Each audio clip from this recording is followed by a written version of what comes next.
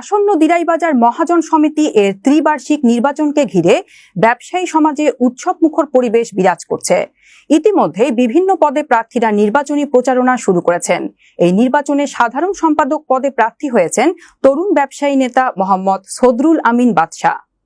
ব্যবসায়ীদের প্রত্যাশা, দিরাইবাজারে দীর্ঘদিন ধরে ব্যবসায়ীরা ঐক্য ও উন্নয়নের জন্য একজন তরুণ, সৎ ও কর্মঠ নেতৃত্বের প্রয়োজনীয়তা অনুভব করছিলেন। ব্যবসায়ী মহলের অনেকেই মনে করছেন, তরুণ প্রজন্মের প্রতিনিধি হিসেবে সদরুল আমিন বাদশা নির্বাচিত হলে সমিতির কার্যক্রম আরও স্বচ্ছ, গতিশীল ও আধুনিক হবে। প্রার্থিতা ঘোষণার পর সদরুল আমিন এক সংক্ষিপ্ত বক্তব্যে বলেন, এই মহাজন সমিতি কেবল একটি সংগঠনই নয়, এটি ব্যবসায়ীদের অধিকার ও স্বার্থ রক্ষার প্ল্যাটফর্ম।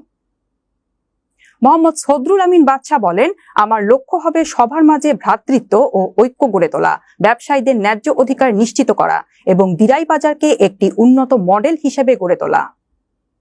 তিনি আরো যোগ করেন, আপনাদের একটুখানি ভালোবাসা, দোয়া ও সমর্থনই আমাকে এগিয়ে নিয়ে যাবে উন্নয়নের পথে।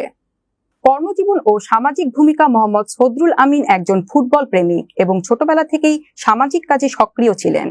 বাজারের ব্যবসায়ীদের সমস্যা সমাধান থেকে শুরু করে সামাজিক উন্নয়নমূলক কর্মকাণ্ডে তিনি সবসময় সামনে থেকে ভূমিকা রেখেছেন।